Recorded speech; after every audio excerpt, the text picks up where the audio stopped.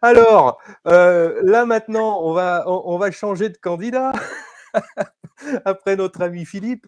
On va faire rentrer Didier. Didier qui va nous parler de ceci. Voilà. Ça s'appelle de la CB à l'humanitaire. Et c'est bon, c'est un petit peu son histoire à Didier. Comment de la CIBI, il en est venu à faire de l'humanitaire. Et on vient de parler de la DRASEC là tout de suite, hein, c'est-à-dire de la sécurité civile radio-amateur. Donc c'est un aspect, c'est un type d'intervention des radio-amateurs en cas de catastrophe naturelle. Enfin voilà, à chaque fois qu'il y a besoin des radio-amateurs, je ne vais pas vous refaire l'article sur la DRASEC. On avait eu un intervenant qui avait fait ça très bien l'an dernier en nous présentant ce que c'était. Et il y a exactement la même chose sur le 11 mètres. Et donc avec ça, on peut partir effectivement faire de l'assistance sur des accidents, enfin des assistances X ou Y. Et puis après, selon les accointances de chacun, on peut se retrouver à utiliser la radio, la CIBI, en faisant de l'humanitaire, voilà, en mélangeant différentes passions. On arrive à faire quelque chose qui va être un petit peu ce que va nous raconter Didier là tout de suite. C'est-à-dire, non seulement il va nous parler de son bouquin, mais surtout du contenu, il va nous expliquer un petit peu tout ça. Donc Philippe, bienvenue sur la JMRAF 2022. Bonjour à toi, je te laisse la parole. Alors, Philippe, il était juste avant moi, je ne sais pas, est-ce que ça passe au niveau du son?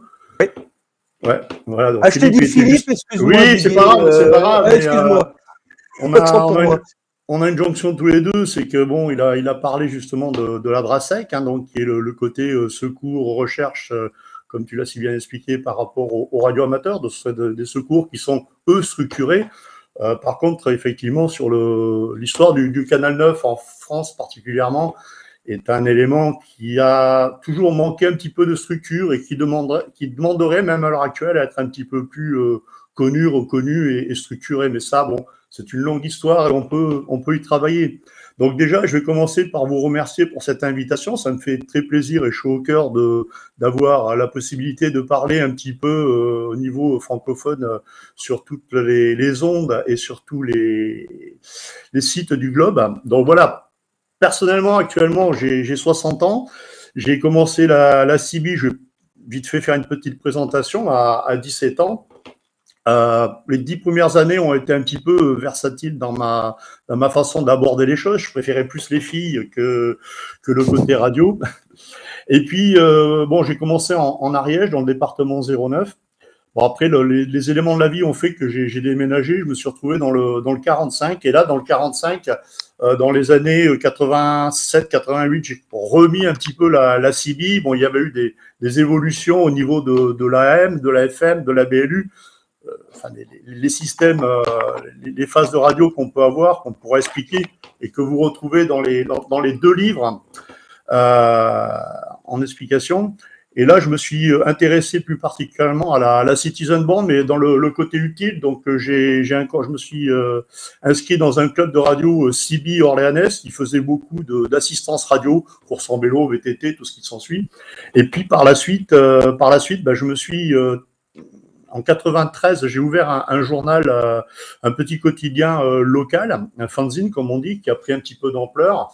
Et je me suis mis à écrire un article bien profond sur le côté du Canal 9. Et c'est là que je me suis aperçu qu'en fait, sur le Canal 9, la fréquence sur le 11 mètres 27 065, il y avait rien de fait, il y avait rien de structuré. C'était voilà. Donc j'ai demandé au club si je pouvais faire quelque chose. Bon, on m'a dit oui, mais sans plus de support. Donc, avec le journal qui commençait à bien prendre, en 1993, j'ai commencé à préparer et à ouvrir, non seulement avec le journal, de parler un petit peu de tout le 11 mètres, le DX et tout, en même temps. J'ai ouvert donc cette association qui s'est appelée ESU Canal 9, donc équipe secours urgence Canal 9, et on s'est mis à structurer le Canal 9 sur Orléans 24/24, 7/7. Au début, on n'était pas tellement bien vu et bien noté par les autorités parce que la CIBI, elle n'était pas, comment dirais-je, elle n'était pas bien vue. On était un petit peu pas des pestiférés, mais pas loin. Comme on dit dans le jargon, des kékés, quoi, des gens pas trop fréquentables. Et puis petit à petit, on a fait notre petit bonhomme de chemin et on a commencé à faire voir qu'on était des gens sérieux.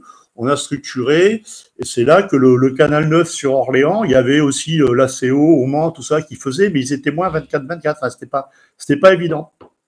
Et bon, j'ai eu l'occasion de rencontrer des gens du SAMU, des sapeurs-pompiers, donc des gendarmes, police nationale. On a structuré des fiches d'appel. Ils ont commencé à nous reconnaître. On a acquis nos lettres de noblesse à la force la force du micro, du poignet aussi, parce que il fallait faire beaucoup d'écrits et tout ça. Et puis donc pendant ces belles années de la radio CB, j'ai notamment fait de l'écoute Canal 9 en structurant une équipe de plus de 80 opérateurs dans la région d'Orléans. On a fait largement des interventions en radio-guidage où on était très prisé par les routiers. Donc on était communément en contact entre le canal 22 des radio-guidages et le canal 9. Donc dès qu'il y avait un problème sur la route et autoroute, on était les yeux et les oreilles de la route, donc bien souvent à l'avance des secours, et on leur donnait des renseignements qui étaient dans l'interception, qui étaient très bons pour faire partir les secours. Donc on a travaillé en bonne intelligence au niveau de la CIBI, et on faisait des assistances un petit peu pour le plaisir, pour recruter aussi du monde, et puis en même temps pour faire connaître ce qu'on faisait. Et puis petit à petit, dans le biais des choses, on sait que la CIVI, c'est une très longue histoire. Elle a une vie que je raconte un petit peu dans une intervention de conférence, et notamment dans le deuxième livre que vous découvrirez tout à l'heure avec la participation de Jean Guibret et Ludivine Marie qui m'ont aidé à faire ce deuxième livre. Mais dans ce premier livre, donc, de la CIVI à l'humanitaire, je ne sais pas si on le voit bien, s'il est... Voilà, de la CIVI à l'humanitaire 73, 51, 88, c'est un peu un recueil, un témoignage non seulement de mon passé de cibiste, mais surtout un clin d'œil à tous les cibistes de France, à ce qu'on a pu faire en club d'assistance, tout ce qui a été fait, et le glissement après, petit à petit, vers l'humanitaire. Voilà. Donc si tu as d'autres questions, je vais pouvoir y répondre. Sinon, je vais faire un monologue. Alors, il n'y a aucun problème. C'était le temps de remettre le micro. Ok. Alors, écoute, déjà, voilà, tu nous as parlé du Canal 9. Tout à l'heure, on a entendu parler dans la vidéo qu'on a projetée juste avant Philippe. C'était un autre Philippe. C'était un autre Philippe, Voyage.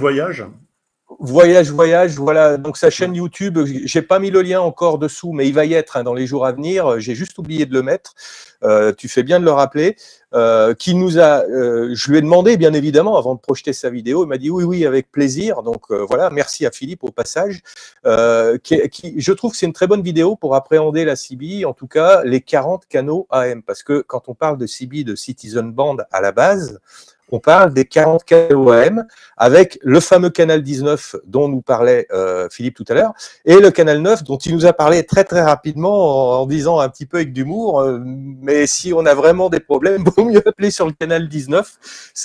C'est un petit peu ce que tu racontais là, c'est qu'effectivement il y a un problème de structuration derrière et que quand il y a des gens comme tu l'as fait pour structurer des choses en arrière-plan, eh bien le canal tout d'un coup qui est réservé à une utilisation bien définie, eh bien, il va prendre tout son sens et il va fonctionner. Si derrière, il n'y a personne pour structurer quelque chose, en gros, s'il n'y a pas de structure derrière, ça devient plus compliqué. C'est une des choses qui est un petit peu compliquée sur le 11 mètres, c'est-à-dire que c'est un petit peu anarchique, ce qui est normal, puisque c'est la bande du citoyen, donc les choses se font comme ça, hein. Mais effectivement, si côté cibiste, il n'y a pas des gens à un moment donné qui se prennent en main en disant voilà, on va monter une structure pour faire ci ou pour faire ça, le truc reste un petit peu à l'abandon ou entre parenthèses. Et puis voilà, tout d'un coup, il y a un Didier qui apparaît, qui dit on va s'en servir ce canal 9 et qui trouve des copains pour structurer quelque chose. Et tout d'un coup, ça prend tout son sens. Donc ça veut dire. Oui, Didier. Oui, non, vas-y, non, je t'écoute. Ça veut dire deux choses. La première, c'est que si on ne fait rien et qu'on se contente de dire ça sert à rien ce canal, il s'y passe rien, effectivement, on a raison de le dire, il s'y passe rien et ça sert à rien. Et que par contre, la deuxième chose, si on se prend en main et qu'on dit on a un canal dit de secours, il serait bon d'en faire quelque chose, allons-y, essayons d'en faire quelque chose, eh bien tout d'un coup, il se passe quelque chose et ça marche. Donc voilà, moi, ton intervention, ne serait-ce que pour ça, elle est importante parce que cette problématique-là, elle est assez importante sur le 11 mètres, elle existe aussi chez les radioamateurs. C'est-à-dire que voilà, on a beaucoup de points communs les uns et les autres. Hein. Alors forcément, chez nous, elle va exister un peu moins parce qu'on a des structures existantes, mais qui, en fonction de l'époque, sont plus ou moins efficaces, plus ou moins actives. Et quand elles sont pas très actives, on a le même type de réaction avec d'un côté des gens qui disent ce truc ça sert à rien, il s'y passe rien. Mais c'est pas les gens qui font avancer le schmilblick la plupart du temps. Et on a des gens qui de temps en temps remettent le truc en route. Et à partir de là, ça va reprendre son sens et ça va reprendre le cours des choses va reprendre. Mais voilà, on a ce point commun là, qu'on soit radioamateur ou qu'on soit sur le 11 mètres. Pour que des bandes, des fréquences nous servent à quelque chose et soient utiles, il faut derrière qu'on soit là. Ça tombe pas du ciel, ça se fait pas tout seul. Il faut qu'il y ait de l'humain derrière pour faire les choses, tout bêtement.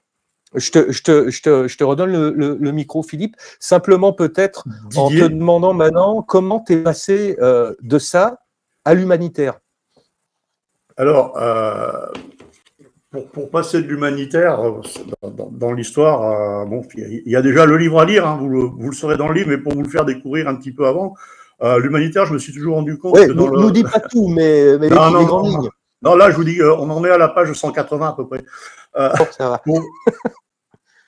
Pour arriver à l'humanitaire, je me suis toujours aperçu que, surtout à l'époque, la CIBI, comme c'était un des premiers, on va dire entre parenthèses, moyens de communication et réseau social, notamment par le côté des RA, mais là, plus large, parce que le RA, bon, comme on le sait, vous êtes licencié, il faut déjà rentrer dans un milieu. C'est ce que je disais tout à l'heure, c'était le premier réseau ouvert. Voilà, à tout le monde. Voilà, réseau qui est devenu social, mais ouvert à tout le monde et gratuit. À part le prix du poste, bon, les licences, tout ça, voilà, bon, tous ces côtés techniques. Mais c'était ça a été le premier lien qui a fait la jointure entre des gens qui se connaissaient pas par le biais des ondes pour pouvoir discuter, quoi. On va pas passer dans le côté bidirectionnel et tout ça, mais dans le côté technique, qui était accessible un petit peu à tout le monde. Donc, le fait de ça, il a fallu trouver. Et je me suis aperçu qu'à cette époque-là, les gens étaient beaucoup plus sociaux que maintenant avec les fameux réseaux sociaux qu'on a, et qu'on était très solidaires les uns des autres. Ça, je pense que Ludivine, elle l'expliquera aussi. On avait cette solidarité qu'on ne trouve plus à l'heure actuelle parce que les éléments de la communication ont changé. Le faisceau de la communication générale et les gens ont changé de forme. À cette époque-là, dès qu'il y avait un cibiste en panne, dès qu'il y avait quelqu'un d'en panne, on prenait la CIBI, le RA ou le cibiste 11 mètres prenait son poste, voilà, attention les stations, breco, est-ce que tu me copies? Et on a rangé. Et comme il y a eu les premiers, les premiers, comment dirais-je, reportages qu'on a commencé à voir dans les années 98-99 au niveau de la médiatisation de toutes ces guerres affreuses qu'on peut même à l'heure actuellement voir, et la perdition des gens, des réfugiés, je me suis dit, on a une communauté en France qui est assez sympa, enfin qui est même très sympa, qui a du monde, pourquoi pas ne pas se servir de ça? Tout le monde fait des actions, on en voit partout. Pourquoi ne pas faire quelque chose, nous, en tant que civistes?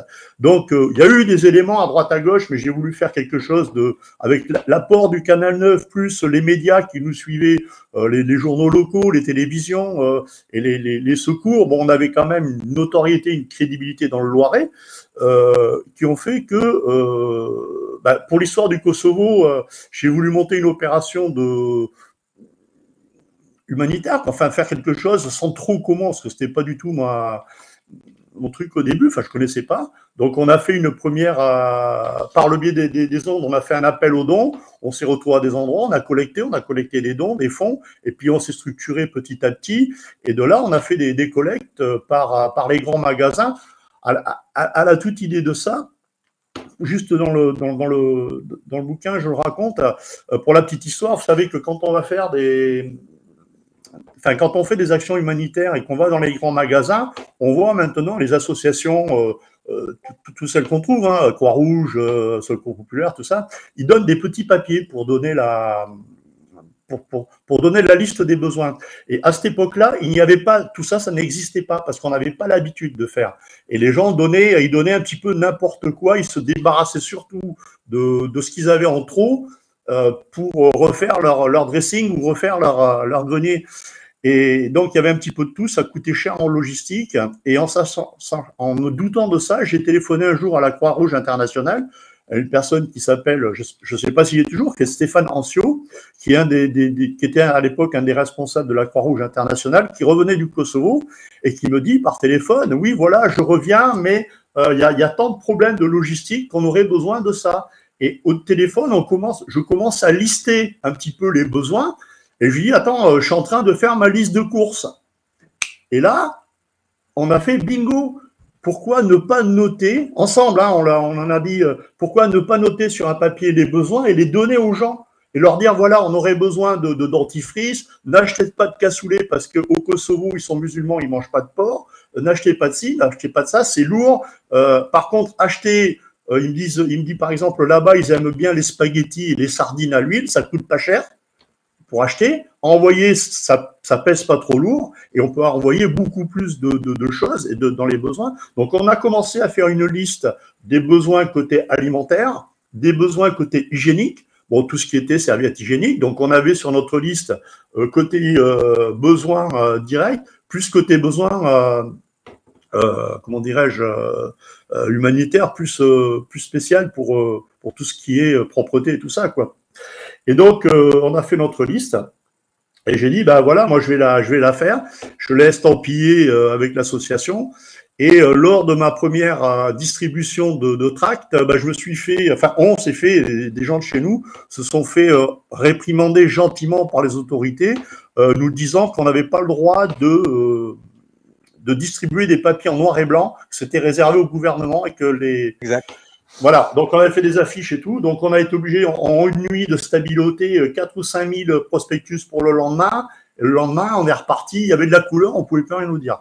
Donc la liste des courses est partie à ce niveau-là. Et c'est pour ça que maintenant, quand vous allez dans des magasins, les associations structurent les besoins suivant les pays où on va. On va collecter pour le tsunami en Asie, on va pas envoyer des combinaisons de ski. On va collecter pour aller dans un truc d'inondation. Ça, c'est des histoires, parce que je l'ai vécu, j'ai des photos, c'est assez marrant, les gens qui donnent n'importe quoi. Donc, on trie. Et ça prend du temps, ça coûte de l'argent.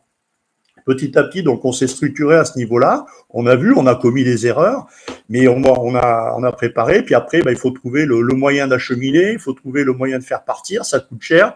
Nous, on n'a pas les structures de la Croix-Rouge. La Croix-Rouge, ils ont tellement été débordés qu'ils nous ont gentiment laissé tomber avec 7 tonnes de denrées alimentaires à faire partir, de denrées alimentaires et de fringues, parce qu'ils ne prenaient plus les fringues. Nous, on ne voulait pas les fringues, on ne voulait pas le gérer. Bon, on nous a amenés sur nos lieux de dons, on nous a amené des fringues, on n'allait pas les jeter, on disait oui.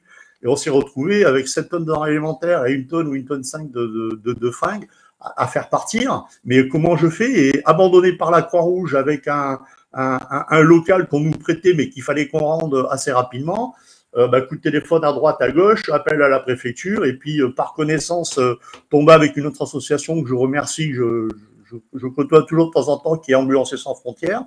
On a monté une opération avec Emmaüs International, on s'est retrouvé à collaborer avec Emmaüs, donc l'abbé Pierre et tous ces braves gens-là, qui, eux, se sont chargés de l'acheminement de nos produits, et ça a été acheminé à Tuzla, à côté de Gračanica, en Bosnie, pour des Kosovars qui étaient réfugiés, et c'est de là qu'est parti un petit peu le côté humanitaire. Et après, à chaque fois qu'il y a eu des gros coups malheureux dans le monde, on a activé notre réseau pour pouvoir donner ce qu'on pouvait donner en coup de main. Et notamment, après, hormis ça, le temps de ça, on préparait des assistances radio qui nous permettaient de nous financer. Donc, les assistances radio sont parties directement dans tout le côté financement de ces plus grosses opérations, parce que ça a un coût, hein, il faut, même si on a des connaissances et des compétences à droite à gauche, il faut quand même payer certaines choses, hein, la librairie, le téléphone, le fax, on n'avait pas d'internet à cette époque-là, hein. Faut pas l'oublier, hein. Donc, tout ça, c'était les débuts d'Internet pour nous. On n'était pas riches, en Minitel et tout ce qui s'ensuit. puis voilà, et puis petit à petit, on est parti dans des missions. Alors, on a toujours travaillé en assistance en gratuité pour tout ce qui était téléthon, mucoviscidose et des causes nobles. Et dès qu'on avait besoin d'un coup de main, ben, les gens de ces organisations venaient nous suppléer pour nous aider à monter les opérations, parce qu'il faut des véhicules, il faut des lieux de rendez-vous, il faut des lieux de collecte, il faut des... Tout ça, ça se prépare. Puis comme on avait beaucoup de connaissances et d'amis qui nous appréciaient au monde de la CIBI, et des gens, bah, tout le monde voulait participer, donc on s'est trouvé à gérer du monde. Et lors du Kosovo, j'ai voulu le faire un petit peu plus à grande échelle. Et on a monté une opération DX, donc en longue distance, pour faire envoyer ce qu'on appelle, que vous connaissez, des cartes QSL, qu'on faisait un petit peu monnayer. Et les gens, les opérateurs nous renvoyaient des QSL avec une participation d'$1. Et on leur envoyait notre QSL spécial. Et voilà, on a fait un 14 pour l'identifiant de la ville, hein, enfin de la ville du pays, la France, bien sûr. Hein. On ne fera pas de cours de DX ce soir. Mais voilà, et on a eu des gens du monde entier qui nous attendaient sur les ondes, qui ont collecté, qui nous ont envoyé de l'argent. Et nous, on leur a rendu Et après, si vous voulez, quand les missions sont montées, à chaque fois, j'avais un leitmotiv, c'était de rendre aux gens ce qu'ils nous avaient donné. C'est-à-dire que quand on me donne 1 kilo de pâtes, à la Croix-Rouge, tout ça, on ne sait pas où va le kilo de pâtes. Moi, j'aime bien faire savoir ce que tu me donnes. Je vais te faire voir que ce que tu m'as donné, on s'en est servi, là, ça où ça a été, et comment ça a été acheminé. Donc, j'ai monté tout au long. C'est comme ça qu'à Grakanica, il y avait une équipe, et on a eu la chance d'avoir, à cette époque-là, c'était TF1 et France 3. On allait être dans l'année des 50 ans d'Emmaüs International, et on a eu l'avantage d'avoir l'abbé Pierre qui s'est justement... alors, pourquoi on s'en doute un petit peu, mais qui a été justement dans ce camp-là pour être filmé, et donc quand il y a eu l'arrivée de l'abbé Pierre, les dons venaient juste d'arriver par nos camions. Je ne sais plus combien il y a eu de camions, parce qu'on a fait partir ça en groupement général d'un petit peu partout en France et en Italie. Bon, il y avait la télé, on voit nos produits qui arrivent au camp de Grakanica, enfin à côté de tout cela. Et voilà, donc ça nous a fait un petit peu de connaître un petit peu plus, ça nous a fait de la notoriété, de la reconnaissance, et les gens n'avaient moins, parce que les gens, quand on fait, même à l'heure actuelle, quand on donne quelque chose, on a de l'argent, bon, oui, c'est très bien, il en faut. C'est ce qu'il faut faire d'ailleurs maintenant de plus en plus, mais on ne sait pas toujours comment c'est utilisé. Moi, j'ai toujours voulu rendre compte aux donateurs où ça partait. Donc, j'ai monté des reportages avec des photos. Donc, j'ai eu des photos du camp de Grakanica. Je crois que je vous l'ai envoyé dans un petit reportage que je vous ai fait. On voit l'étoile de tente, on voit les gamins jouer, on voit bon, tout un tas de choses. Comme ça, après, quand on refaisait une opération, on était crédible. Et les gens qui avaient donné redonnaient beaucoup plus facilement, voire plus. Parce qu'ils se sentaient, voilà, on ne fait pas que donner, on est remercié aussi. Donc voilà. Excuse-moi juste 2 secondes. Oui. Karl, si tu peux envoyer les images que Didier nous a fait passer en même temps qu'il nous explique tout ça, ça pourrait être pas mal. Voilà, bah, ça va défiler. Vas-y, reprends le cours de ce que tu disais, Didier, ça va défiler là. Ouais, voilà, donc là, il faut plus que je regarde l'écran, sinon je vais relire les. Voilà, là, je représente un petit peu dans une vidéo d'une petite demi-heure d'intervention, bah, tout ce qu'on a fait. Donc, elle est muette, la vidéo, hein, puisque je parle dessus. Mais là, je retrace, et c'est un petit peu tout ce que vous retrouvez dans le livre, et tout ce que vous pouvez voir aussi sur ma page Facebook, qui m'a permis de construire le livre, parce qu'il y avait tellement d'images que j'ai voulu les représenter, et j'ai une page Facebook spéciale, avec tout ce que vous retrouvez là, dans les images de là, qui représente toutes les photos. Donc, on a fait ça, on a travaillé sur les choses en France, les catastrophes qu'on revoit encore actuellement d'inondations et tout ça. Donc, on a vu des choses pas toujours sympathiques. Et puis, on a travaillé du Kosovo, tsunami. Je suis parti en Afrique à 2 reprises sur le Congo pour aider des missions humanitaires, notamment avec la Croix-Rouge internationale, pour monter un dispensaire. Voilà, j'ai un petit peu bougé, bourlingué, et tout ça grâce à la radio et avec l'apport de la radio. Et je donnais des rapports aux utilisateurs. J'ai monté une opération qui est tombée à l'eau sur le Dakar parce que ça coûtait trop cher de partir. Un baquet, c'était 9 000 €. Je ne pouvais pas mettre 9 000 € pour le plaisir de partir sur un Dakar. on avait ce qu'il fallait. On a été aidé par Clairefontaine, les cahiers Clairefontaine et tout ça. On a eu une tonne de matériel de données. Enfin, et j'ai offert une ambulance que j'avais eue entre-temps. Enfin, tout ça, c'est 14 ans d'utilisation de la radio pour le bien de tout le monde. Et c'est ce qui a donné un petit peu et dopé la CB, faire voir que la CB, et ce que les gens découvrent maintenant, ça n'a pas été que malheureusement ce qu'on a pu être connu avec notre mauvaise image. Et c'est pour ça que je dis que la CB, même à l'heure actuelle, c'est dommage qu'elle n'existe plus, qu'on ait été supplanté par le téléphone portable, le GSM et tout ça numérique, parce qu'elle a encore son utilité, notamment, comme le disait tout à l'heure Philippe, avec la DRASEC et autres. Bon, eux, ils font avec leurs moyens, mais ils ne peuvent contacter que des gens qui ont les mêmes moyens et des gens comme vous, sommes radioamateurs ou des autorités qui sont sur les fréquences. Alors que la CB, elle est beaucoup plus ouverte, beaucoup plus commune, et on peut avoir une intervention beaucoup plus rapide. Donc, chose que je t'ai pas dit parce que j'avais la réponse, mais j'attendais un petit peu. Là, je suis en rapport, mais bon, en ce moment, il y a des choses politiques qui sont beaucoup plus grandes. Mais j'ai fait passer un courrier par le biais d'un sénateur du Loiret. J'ai fait passer un courrier qui est arrivé au ministère de l'Intérieur pour éventuellement, après on verra suivant le gouvernement et comment ça se passait, éventuellement faire ce qu'ils ont fait sur le Canal 9 dans les États-Unis dans les années 70 avec REAC.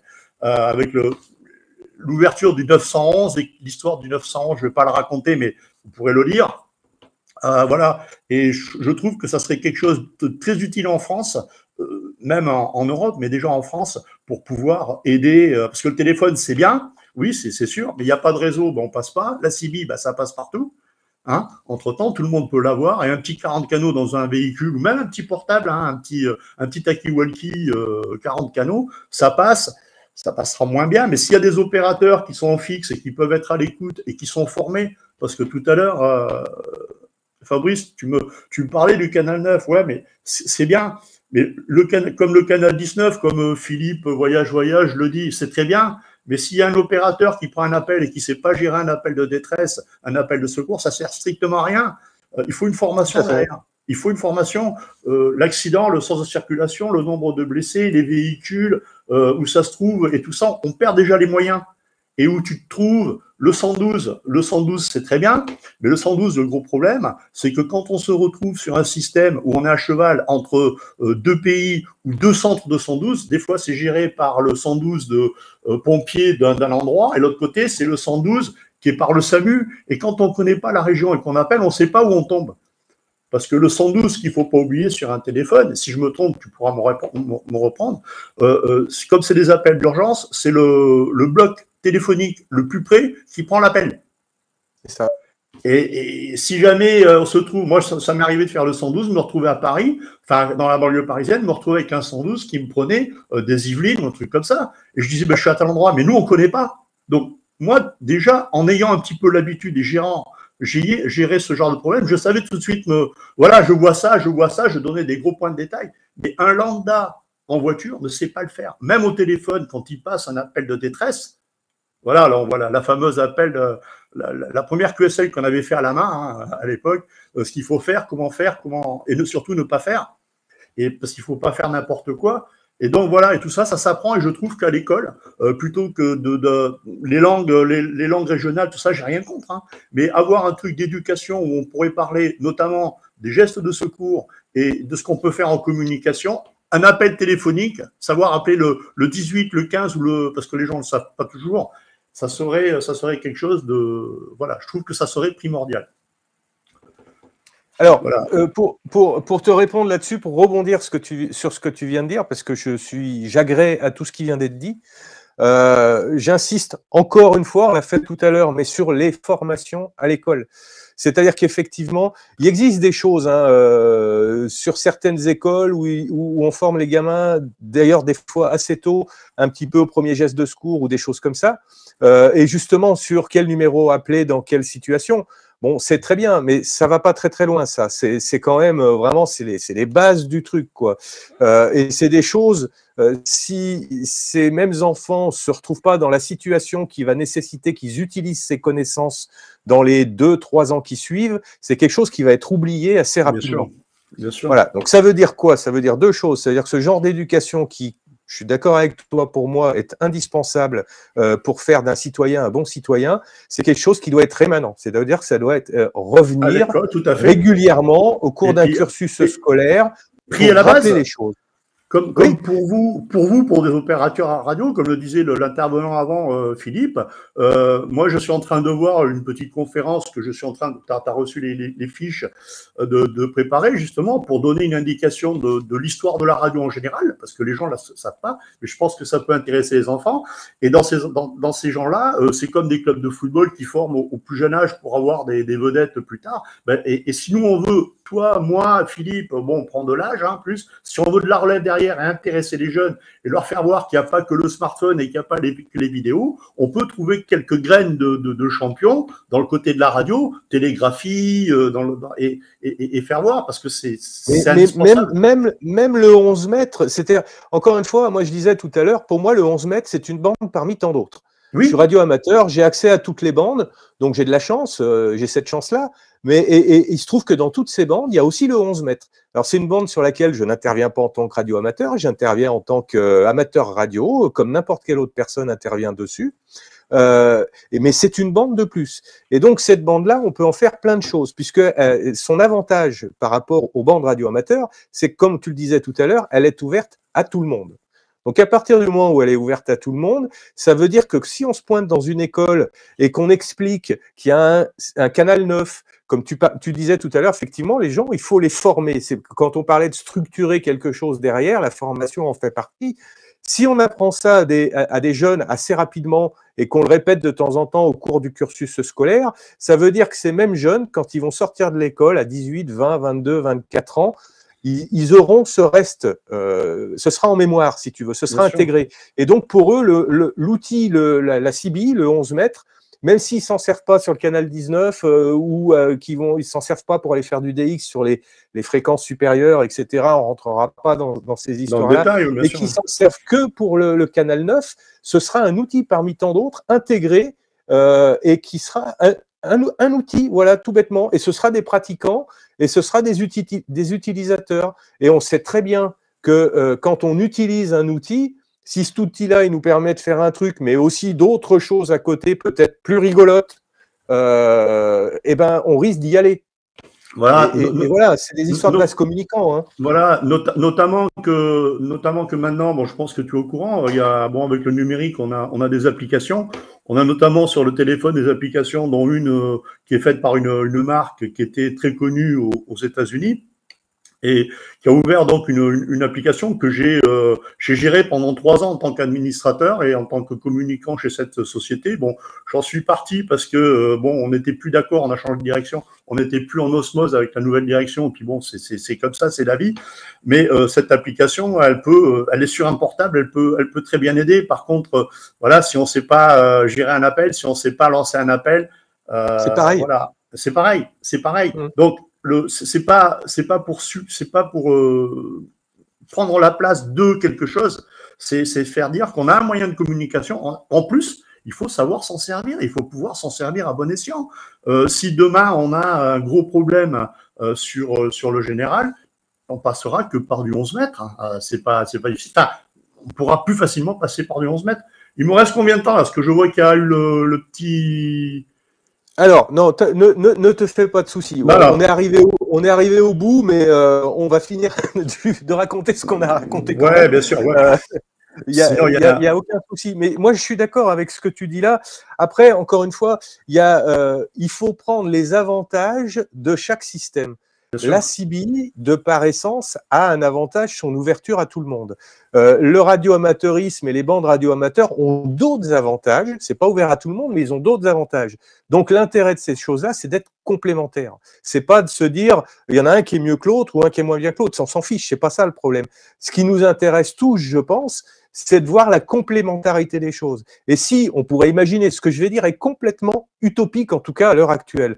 On pourrait très bien imaginer demain qu'on intervienne dans les écoles en tant que radio-amateur ou amateur radio sur des formations du type de celles dont tu parlais juste avant, c'est-à-dire autour de la sécurité, des gestes de survie, des numéros à connaître, des outils à utiliser, en présentant la CB comme un de ces outils-là, en présentant la radio amateur et le côté Adrasec des radios amateurs comme un de ces outils-là aussi, et de présenter ça comme un bloc, c'est-à-dire comme c'est un ensemble. C'est pas les uns contre les autres, ou tu vois ce que je veux dire. Bon, on n'en est pas encore là, il faut qu'on y travaille, il faut qu'on discute ensemble. C'est déjà avec des journées comme vous faites là et tout ça, c'est déjà la façon, parce que depuis les années 80, grâce à l'Internet et tout ça, c'est une des premières fois que l'on peut discuter, enfin, à ce niveau-là, sur un plan mondial, de tous ces systèmes. Après, il faut qu'on sache faire un tour de table et parler en bonne intelligence, comme tu le disais si bien à juste titre. C'est pas moi je suis RA, je suis plus fort que toi, ou toi t'es civiste, voilà, t'es moins que rien. Ça, il faut l'effacer, cette chose-là. Il faut la gommer. On a chacun nos qualités. On sait d'où viennent aussi 80% des radios amateurs. Bien sûr. Voilà, ils sont partis bien souvent du 11 mètres. Voilà, après, on aime ou on n'aime pas. Tu peux jouer gardien, tu peux jouer avant-centre, mais on est tous sur le même terrain. Il faut qu'on arrive à pouvoir faire un tour de table, se rencontrer, faire pas faire uniquement que parler, mais pouvoir faire bouger les choses de manière à ce que ça puisse avancer. Et ça, je ne pense pas que des futurs intervenants comme Jean-Guy Bray ou Ludivine Marie vont contredire ce que je dis. Et moi, je te confirme. Je suis très, très, très content d'avoir pu, pour relancer un petit peu, juste pour lancer le sujet qui aura aux alentours de 19h avec Jean-Guy et Ludivine. En fait, des livres, j'en ai fait 3, mais un que j'ai recondensé. Donc, en fait, ça en fait vraiment 2 actuellement.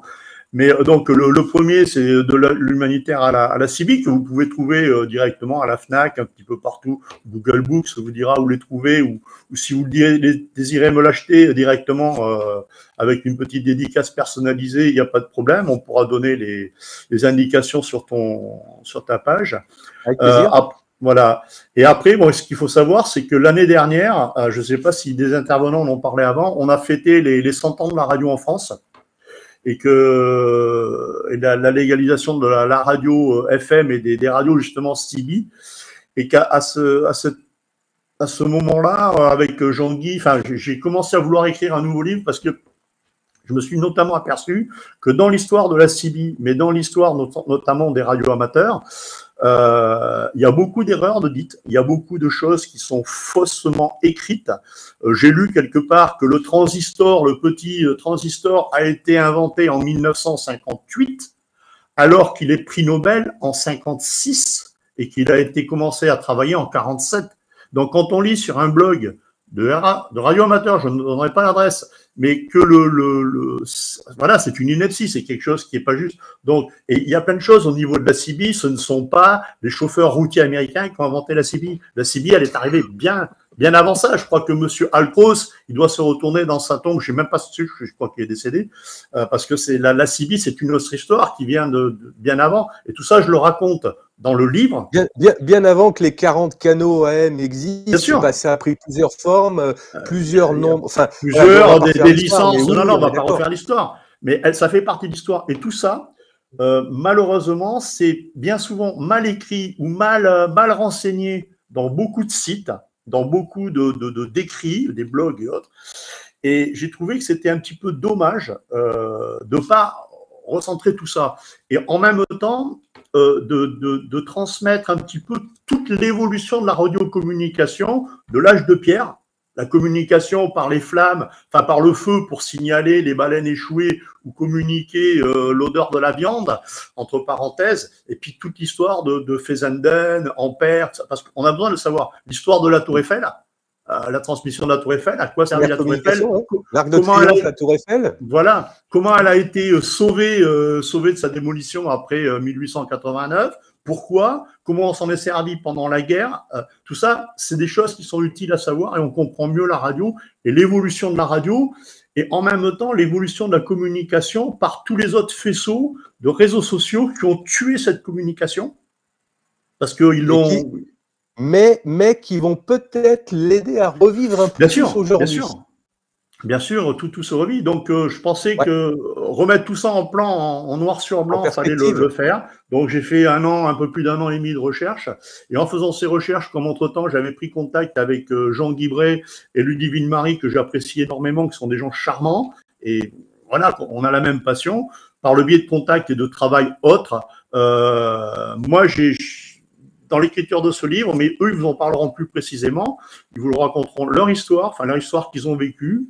Moi, j'ai voulu faire la trame de tout le livre, donc Citizen Band, la CB, ce réseau oublié. Et j'ai fait toute la trame de l'histoire de la CB, l'histoire de la radio, l'histoire de la CB en datant, en allant chercher mes textes, en faisant beaucoup de recherches, en rentrant en contact avec des gens de la FFCC, hein, la Federal Communication Commission aux États-Unis, faire traduire des textes parce que l'anglais et moi, ça fait deux. Et puis voilà, avoir des choses qui sont concrètes. Et de là, moi, j'ai écrit toute cette histoire-là. Et comme je voulais pas dans ce livre-là retracer un deuxième livre comme j'avais déjà fait, j'ai demandé à Ludivine et à Jean-Guy de venir donner leur façon de voir les choses, donner leur explication et leur vécu de cibiste, parce qu'on a un parcours parallèle.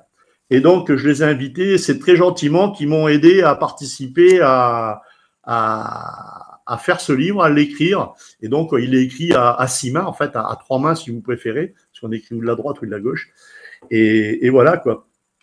Donc, il y a ces deux livres et voilà, j'ai pas le fait d'être un grand auteur ou autre, mais bon, beaucoup de gens s'y retrouvent et je pense que comme tu as dû les recevoir, d'ailleurs, il me semble que tu dois les émettre, non? Il y a quelque chose qui est prévu à ce niveau-là. Oui, oui. Alors, on va en parler avant de se quitter, mais je montrais ton livre, celui-ci, quand on a attaqué. Alors, attends voir que je me mette en face. Et l'autre dont tu parles, que voici. Hop. Ah, non, faut que tu décales un peu, on voit pas. Je suis à l'envers. Voilà, la Citizen Band, ouais. la CB, ce réseau oublié. Merci, Karl, c'est plus facile comme ça. Donc, voilà, les deux bouquins, l'un à côté de l'autre. Donc, on vient de parler de la CB à l'humanitaire et tout à l'heure avec Ludivine, ça va être vers 7 heures, hein, avec Ludivine et Jean-Guy, on va parler de Citizen Band, la CB, ce réseau oublié. Les deux bouquins m'ont été envoyés par Didier, sont à gagner et je vous le montre rapidement, il y a un petit mot dedans pour les gagnants, ils sont dédicacés les bouquins. Voilà, donc ça fait partie des choses que vous pouvez gagner. Maintenant, à toi de voir comment les faire gagner. Hein. Pardon? Je dis maintenant à voir de toi comment tu vas les faire gagner. Ah ben alors ça c'est ce que je disais tout à l'heure, hein, c'est tout bête, tu l'as peut-être pas suivi, mais c'est un don au petit radioscope illustré. C'est des dons de 5 € pour tous les lots. 5 € ça fait un ticket, c'est comme une loterie. Hein. 10 € ça fait 2 tickets, 20 € ça fait 4 tickets, etc. On mettra tout ça dans un chapeau la semaine prochaine. Sur un petit live YouTube et on fera tirer par une main innocente les tickets pour les 10 lots, il y aura 10 gagnants ou peut-être qu'il y en aura un qui aura la chance de gagner plusieurs lots à lui tout seul, j'en sais rien, hein, on verra. Mais en tout cas, voilà comment vont être gagnés les lots cette année. Voilà, mais sincèrement, sans prétention, moi j'ai que des très bons retours. J'avais un petit peu peur parce que on sait qu'on est lu par des gens comme vous, radio-amateurs, qui connaissaient bien. On n'a pas le droit trop de se planter. Faut pas qu'on raconte n'importe quoi. Et j'ai eu de très bons. J'ai eu un commentaire négatif sur le deuxième livre que j'ai pu contrecarrer parce que bon, il y en a toujours des critiques. Mais sinon, j'ai que des bons retours sur le livre, donc c'est quand même, enfin sur les livres, c'est quand même une bonne chose et c'est des livres qui se sont bien vendus et qui se vendent bien encore. Voilà. Non, mais moi, je les conseille. Hein, c'est-à-dire, je les ai lus un peu en travers parce que là, j'ai un peu manqué de temps. Ils sont arrivés mardi, les deux, et j'avais un peu des choses à préparer, mais j'ai quand même voilà, parcouru les bouquins. Et moi, je pense que c'est intéressant à lire. Voilà, il y a des choses à apprendre. Pour moi, c'est intéressant à lire. Voilà. Après, je te rassure, Didier, il n'y a qu'à partir du moment où tu te mets à écrire des choses et à rédiger des choses que tu trouveras des gens pour te dire qu'il y a ça ou ça qui ne va pas. Tant que tu fais rien, tu risques rien. Oui, bien sûr. Ouais. Voilà. Donc, le premier, il est préfacé par Florian Rousseau, qui est un champion du monde de vélo, multimilliardaire à Atlanta et ailleurs. Et le deuxième, il est préfacé par une personne que je remercie encore, et je remercie d'ailleurs Jean-Guy pour ça, qui est notamment Sébastien Ponchelet, qui est l'animateur de Les routiers sont toujours aussi sympas sur Autoroute FM sur 107.7 et qui anime du lundi au jeudi une émission avec les routiers et qui nous a fait gentiment la préface de ce bouquin. Donc, c'est Bamax, si tu es derrière, je te fais un petit coucou, je te dis merci. Et voilà, au plaisir de se rencontrer physiquement, parce qu'on ne s'est jamais vu, et de pouvoir discuter un petit peu avec toi, quoi. Voilà. Et puis Florian, bah, je le reverrai sûrement un petit peu avant les Jeux Olympiques 2024. Ok. Voilà, pour Eh ben moi, écoute, après, je suis désolé Didier, c'est comme avec chaque intervenant, on aimerait bien discuter un peu plus longtemps, mais là, on est en train de, on a un peu dépassé le temps qui nous était non, imparti. je sais bien, puis je suis bavard et tu vois, j'avais préparé plein de choses. Bon, après. Et moi aussi, j'avais plein de questions, mais bon, bah, ça veut dire qu'il y aura peut-être moyen de se retrouver sur la JMRAF 2023 hein, pour continuer de parler des choses. Oui, Ce sera avec grand plaisir. Pour voir si M. Darmanin, si c'est toujours lui ou un autre, m'ont répondu, qui sait. On aura peut-être des nouvelles, absolument, on aura peut-être des nouvelles. Mais nouvelles ou pas, voilà, je pense qu'on en reparlera là pour l'année prochaine. Il y aura peut-être moyen de parler 11 mètres encore d'une manière ou d'une autre. Hein. Non, mais rester le contact pour voir ce qu'on peut faire, c'est tout à fait dans nos cordes. Puis peut-être éventuellement se croiser sur un salon ou autre. Maintenant que monsieur Canal 19, Covid-19, pardon, nous laisse un petit peu tranquille. C'est bizarre, hein, c'est la même chose. Hein, c'est pareil. Donc, on pourra peut-être éventuellement se croiser et se faire une petite 73-51 bisu, quoi.